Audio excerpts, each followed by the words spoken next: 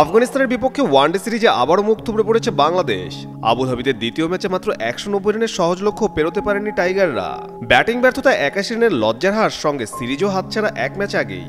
Match শেষে দলের performance নিয়ে স্পষ্টভাবে হতাশা প্রকাশ করেছেন অধিনায়ক মেহেদী হাসান মিরাজ। এ বিষয়ে মিরাজ বলেন, আমরা খুব ভালো বল করেছি, 190 খুব একটা কঠিন লক্ষ্য ছিল না, কিন্তু খুবই বাজে ব্যাটিং করেছি।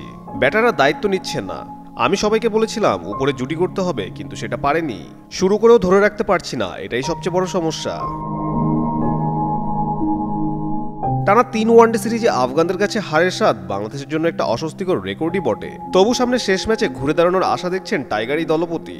এই বিষয়ে মিরাজ জানান, আমরা এখন খুব হতাশ, তবু এখনো একটা ম্যাচ বাকি আছে, এরপর আরেকটা সিরিজ আছে। আমাদের ভাবতে হবে কিভাবে আরো শক্তভাবে ফিরে আসা যায়। যদি রান না করি ওয়ানডেতে টিকে থাকা যাবে না, ব্যাটিং উন্নত করতেই হবে। 14 অক্টোবর একই ভেন্যুতে হবে সিরিজের তৃতীয় ও শেষ ম্যাচ। সেই ম্যাচ জিতেই হোয়াইট ওয়াশ এড়াতে চায় বাংলাদেশ। তবে সেটা সম্ভব কিনা এখন পুরোপুরি নির্ভর করছে ব্যাটারদের জবাবদিহি আর দায়িত্বশীলতার উপর।